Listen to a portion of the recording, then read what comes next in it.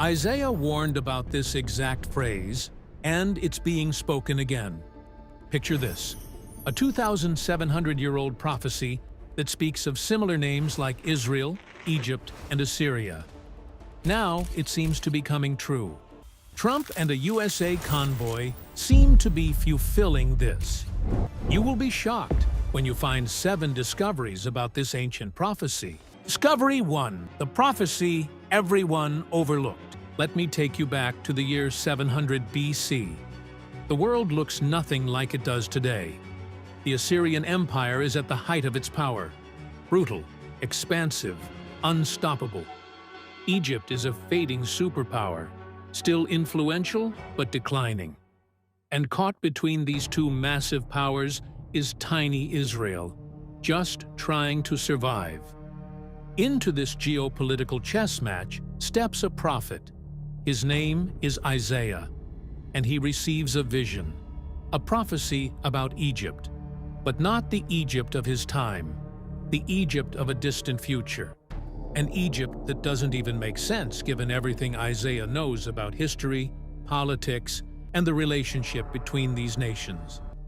The prophecy is divided into 2 distinct parts, and here's what you need to understand.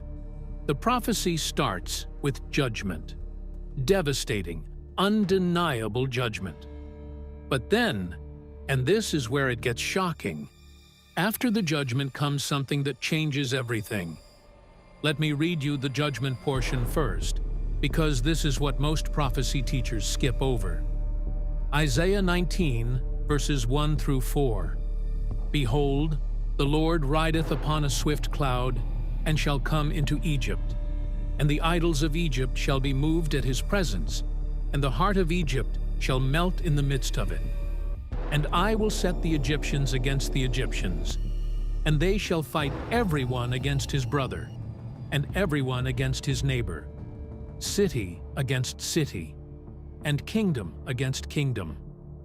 And the spirit of Egypt shall fail in the midst thereof, and I will destroy the counsel thereof. And they shall seek to the idols, and to the charmers, and to them that have familiar spirits, and to the wizards. Civil war. Egyptians fighting Egyptians. Brother against brother. City against city. Economic collapse. Spiritual confusion. And then a harsh ruler, a cruel lord, and a fierce king takes control. Now keep that in your mind, because we're coming back to it. But watch what happens after the judgment. Isaiah 19, verses 18 through 22. In that day shall 5 cities in the land of Egypt speak the language of Canaan, and swear to the Lord of hosts. One shall be called the city of destruction. In that day shall there be an altar to the Lord in the midst of the land of Egypt, and a pillar at the border thereof to the Lord. And it shall be for a sign and for a witness unto the Lord of hosts in the land of Egypt. For they shall cry unto the Lord because of the oppressors, and he shall send them a Savior and a great one, and he shall deliver them. And the Lord shall be known to Egypt, and the Egyptians shall know the Lord in that day, and shall do sacrifice and oblation. Yea, they shall vow a vow unto the Lord, and perform it. And the Lord shall smite Egypt, he shall smite and heal it, and they shall return even to the Lord, and he shall be entreated of them, and shall heal them. Wait! Stop! Egypt, historically pagan, hostile to Israel, the nation that enslaved God's people for 400 years, turns to the Lord. They build altars, they worship Yahweh, they offer sacrifices to the God of Israel. But it gets even more stunning. Look at verses 23 through 25. This is where your understanding of the Middle East and biblical prophecy might completely change. In that day shall there be a highway out of Egypt to Assyria, and the Assyrian shall come into Egypt, and the Egyptian into Assyria, and the Egyptians shall serve with the Assyrians. In that day shall Israel be the third with Egypt and with Assyria, even a blessing in the midst of the land, whom the Lord of hosts shall bless, saying, Blessed be Egypt, my people, and Assyria, the work of my hands, and Israel, mine inheritance. Let me break down what just happened, because this is massive. A highway out of Egypt to Assyria. Free travel. Open borders. Trade. Cooperation. Movement between nations that have been enemies for millennia. The Egyptians shall serve with the Assyrians. Joint worship. Religious unity. Not political alliance. Spiritual partnership. Israel be the third. A trio. Egypt, Assyria, and Israel. Three historically mortal enemies now united. And then the kicker. The line that should make you stop and read it again. Blessed be Egypt, my people. God calls Egypt my people. The same Egypt that enslaved Israel. The same Egypt that worshipped false gods. The same Egypt that opposed Moses, drowned Pharaoh's army, and stood as the symbol of everything that was against God's purposes. And it's not just Egypt. Look at the next phrase. And Assyria, the work of my hands. Assyria, the brutal empire that destroyed the northern kingdom of Israel, that scattered the 10 tribes, that was synonymous with cruelty and violence, becomes the work of my hands. God's handiwork, His creation made for His glory. And Israel, mine inheritance. Israel remains the chosen nation. But now they're not alone. They're part of a trio of blessed nations. This isn't just political peace. This is spiritual transformation on a scale history has never seen. For 2,700 years, this prophecy seemed impossible. Egypt and Iraq, modern Assyria, cooperating? Never happened. Egypt and Syria, part of ancient Assyria, unified with Israel? Absolutely not. Religious conversion? Mass worship of Yahweh in Muslim nations? Fantasy. Until now. Or has it? Because something shifted in 2020, and most people missed it.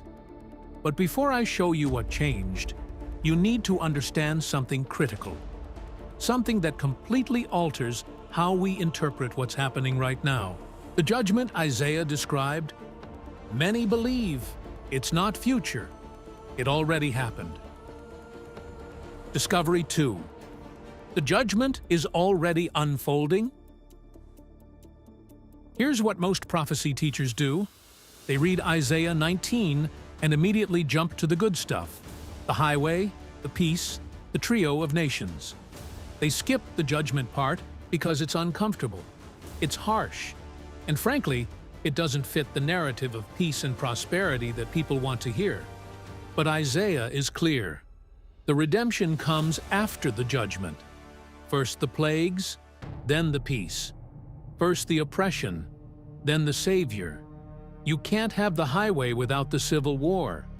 You can't have the blessing without the breaking. So let me ask you a question. When did Egypt experience civil war? When did Egyptians fight Egyptians, brother against brother, city against city? Many believe that is the Arab Spring. If you remember the news footage, you saw it.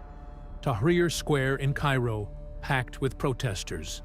The government trying to crack down. Military in the streets. Isaiah 19, verse 2. And I will set the Egyptians against the Egyptians, and they shall fight every one against his brother, and every one against his neighbor, city against city, and kingdom against kingdom.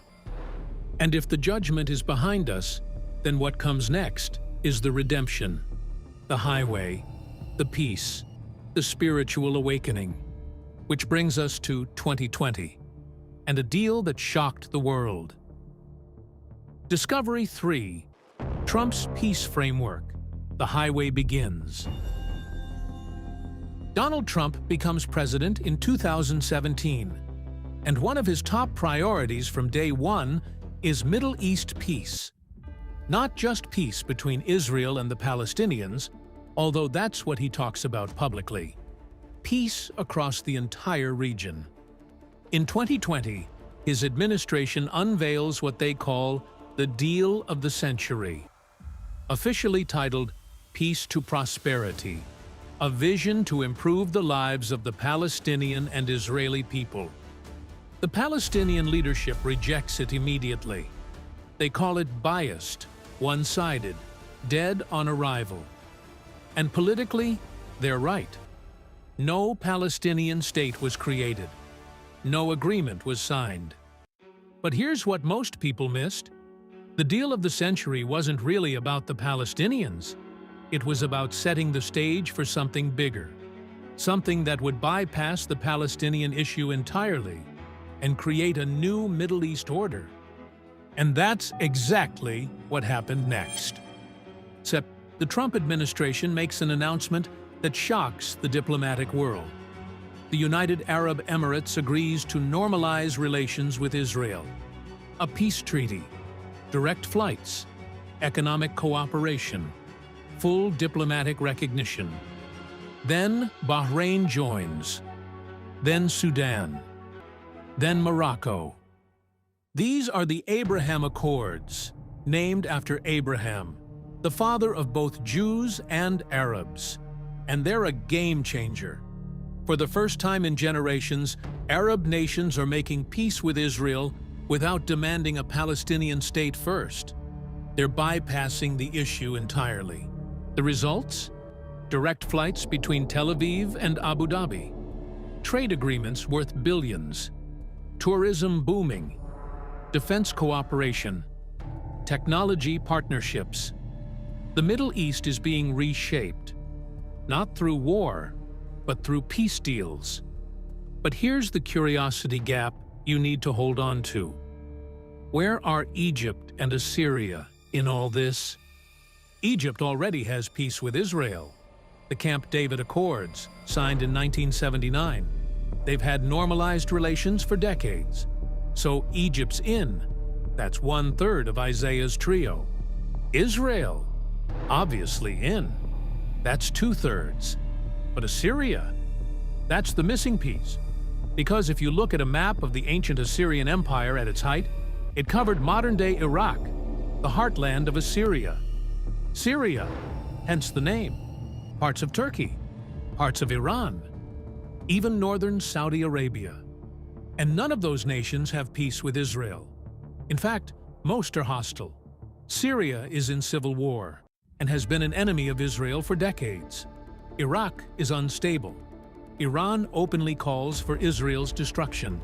So if Isaiah 19 requires Egypt, Israel, and Assyria to be united, we're missing a huge chunk. The highway can't exist if Assyria's not part of it, unless something's happening that we haven't seen yet. Which brings us to 2025, and a development that should make every prophecy watcher sit up and pay very close attention. Discovery 4, the 2025 expansion, Syria and Iraq enter. October 2025, Trump's second term, and reports start emerging of efforts to expand the Abraham Accords to include nations that were previously thought impossible. Syria, Lebanon, potentially Saudi Arabia. Whispers even about Iraq. Now, stop and think about that for a second. Syria, the name literally comes from Assyria. It's the direct linguistic descendant. It's part of the ancient Assyrian heartland. If Syria normalizes relations with Israel, that's not just another peace deal. That's Assyria coming into the equation. And here's what happened on October 13th, 2025. Trump hosts a peace summit in Sharm el-Sheikh, Egypt. 20+ world leaders attend. The focus is on finalizing a ceasefire in Gaza, securing hostage releases, creating a framework for long-term peace. But behind the scenes, And this is what most media didn't cover. There are back-channel negotiations happening with Syrian leadership.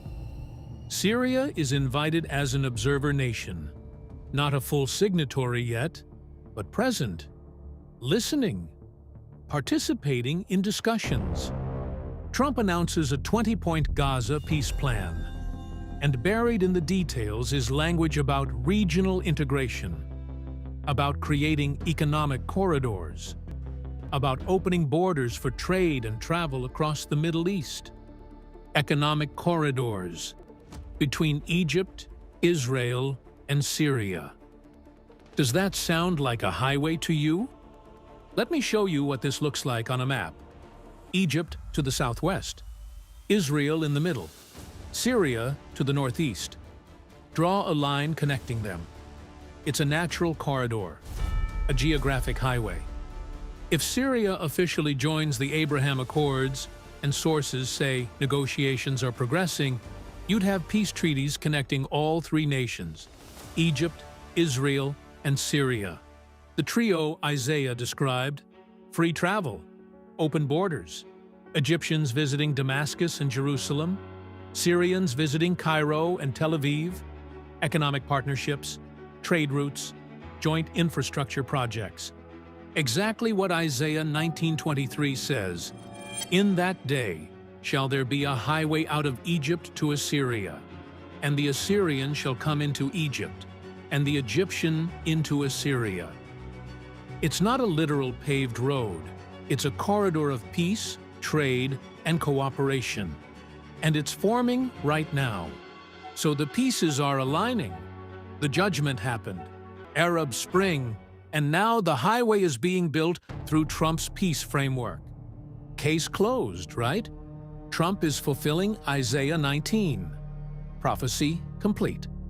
Not so fast. Because there's a massive problem with that interpretation.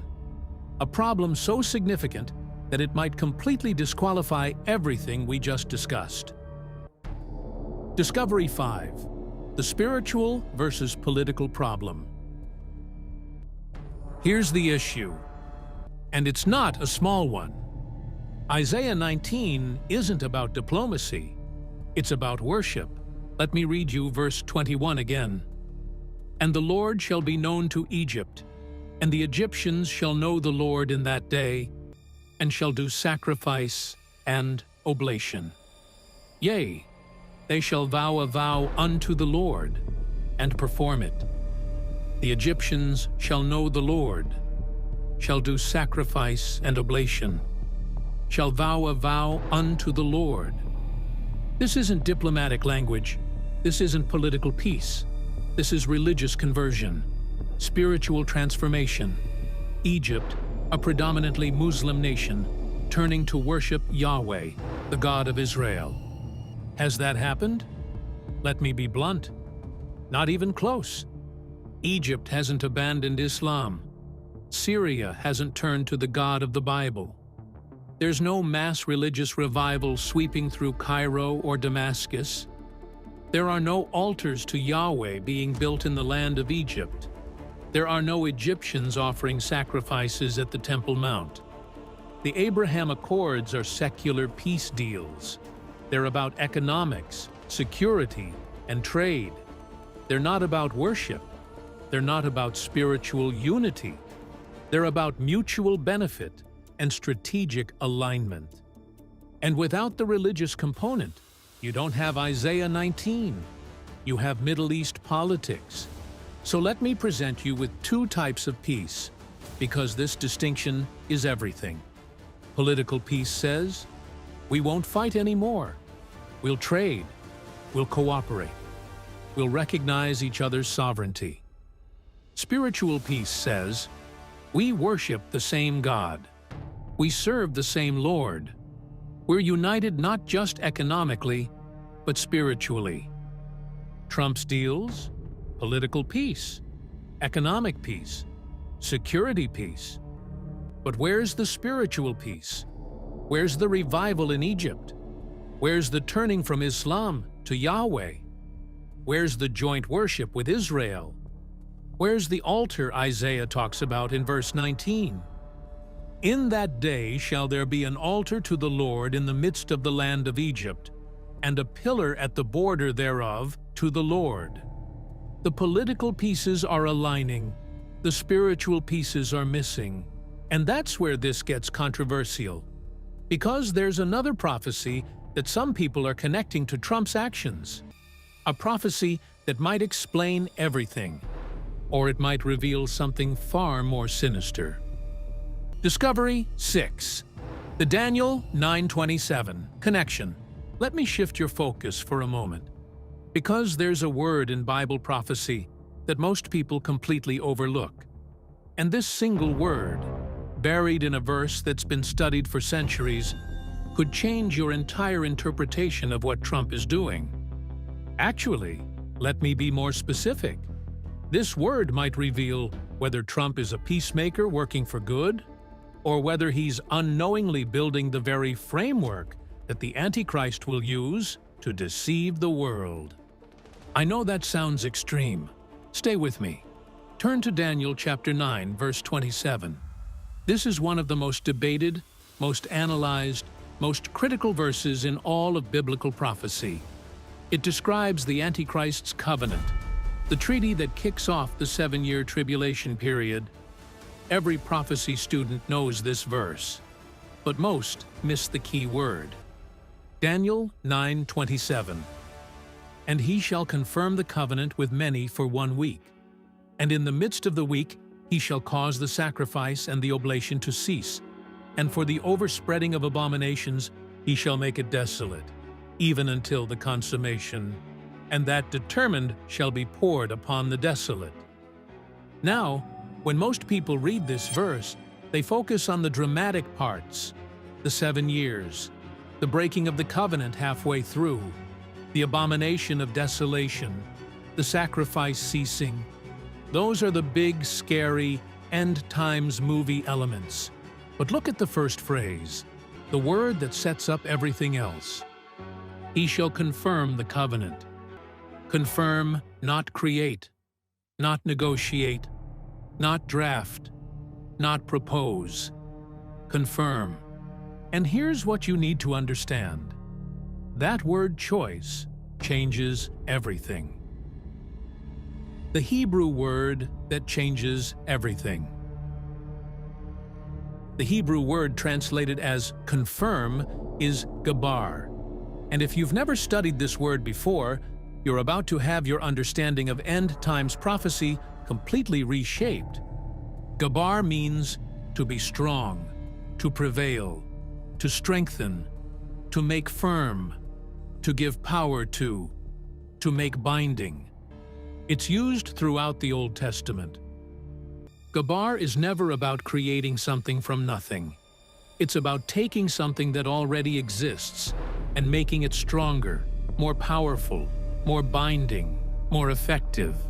So when Daniel says the Antichrist will gabar the covenant, confirm it, strengthen it, make it prevail, he's not saying the Antichrist sits down at a negotiating table and hammers out a brand new peace deal from scratch. He's saying the Antichrist takes a covenant that already exists and gives it teeth, makes it binding, enforces it, strengthens it, gives it authority it didn't have before. The Antichrist doesn't need to be a master diplomat. He doesn't need years of foreign policy experience. He doesn't need to be the world's greatest negotiator. He just needs to show up at the right moment, when the framework is already built, and say, "This agreement you've already made, I'm making it official. I'm enforcing it. I'm giving it global power." Now let me show you why this matters for Trump's peace deals. Because when you understand what confirm actually means, you start to see a pattern that's terrifying in its precision. Look at what Trump has actually built.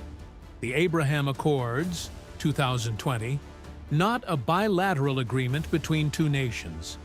A framework involving multiple nations, United Arab Emirates, Bahrain, Sudan, Morocco, all signing on to the same structure, all agreeing to normalize relations with Israel.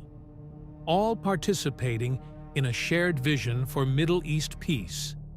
The expansion efforts, 2025, Syria being brought into negotiations, Lebanon as a possibility, Saudi Arabia in talks, Iraq being discussed, more nations, more signatories, more participants in the same framework, the economic integration, trade corridors being established, investment flowing, technology partnerships.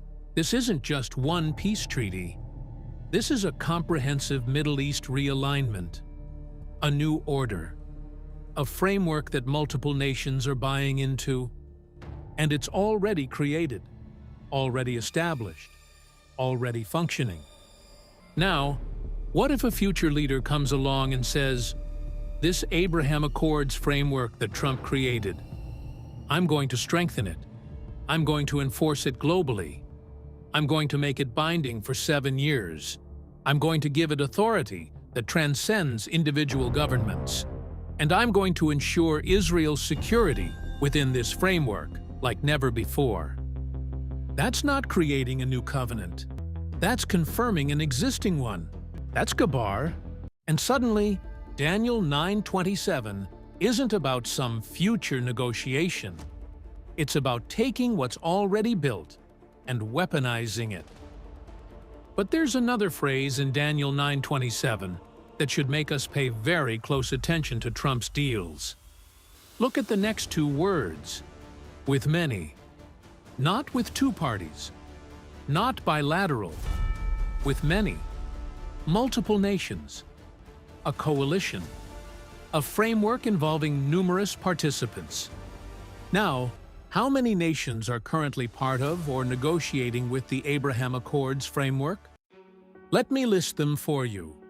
Israel, the center. United Arab Emirates, signatory, 2020. Bahrain, signatory, 2020. Sudan, signatory, 2020. Morocco, signatory, 2020. Egypt, existing peace since 1979, integrated into framework. Jordan, existing peace since 1994, cooperating with expansion. Saudi Arabia, in negotiations. Syria, back-channel discussions, observer status at 2025 summit. Qatar, participating in peace efforts. Oman, diplomatic coordination. Turkey, complicated but economically engaged. That's not 2 nations. That's not 3. That's 12+ nations, all participating in or negotiating with the same framework. With many, just like Daniel said. Now, you might say, okay, but lots of international agreements involve multiple nations. The Paris Climate Accords had nearly 200 countries. The United Nations has 193 members. With many doesn't automatically mean this is the Daniel 9:27 covenant. Fair point, but here's what's different. Daniel's prophecy is specifically about a covenant involving Israel, not climate, not general diplomacy, Israel. And in the history of modern Israel, since 1948, there has never been a multilateral agreement involving Israel and this many Arab nations simultaneously. Never. This is unprecedented. The Camp David Accords, Egypt and Israel. 2 parties. The Jordan Peace Treaty, Jordan and Israel. 2 parties. The Oslo Accords, Palestinians and Israel. 2 parties. But Trump's framework? 12+ nations all linked to Israel through a common agreement structure. All recognizing Israel. All cooperating economically and politically. That's, with many, in a way history has never seen before. Now let's talk about the timeline, because Daniel says this covenant is for 1 week, and in prophetic language, 1 week equals 7 years. Daniel's 70 weeks prophecy works on the principle that one prophetic week equals 7 years. So the question is, does Trump's framework have a 7-year timeline? And here's where it gets interesting. When the Abraham Accords were first signed in 2020, they didn't specify an end date. They're presented as permanent normalization. Now, Trump's peace framework hasn't formally locked in a 7-year treaty period. But if a future leader comes along and says, "We're going to formalize this framework into a binding 7-year agreement with international oversight and enforcement mechanisms," that would be confirming it with a specific timeline. That would be making it for 1 week. And suddenly, you'd have every element Daniel described. He, a future leader, shall confirm, strengthen what Trump built. The Covenant, Abraham Accords framework, with many, 12+ nations. For 1 week, 7 years, 5 elements, all present, all in place. But here's where it gets even more specific. Daniel doesn't just say the covenant lasts 7 years. He says something happens in the middle. Verse 27 continues, "And in the midst of the week he shall cause the sacrifice and the oblation to cease." Halfway through, 3.5 years in, the covenant gets broken. Temple worship stops. The Antichrist reveals his true nature. Now, why would the Antichrist break a peace treaty he himself confirmed? Why strengthen an agreement only to betray it? Because the peace was never the point. The peace was the trap. Think about how this would work strategically. If the Antichrist shows up on the world stage and immediately says, "I'm going to take over, declare myself God, and rule the world," nobody follows him. He'd be opposed instantly. Governments would resist. People would rebel. But if he shows up and says, "I'm going to take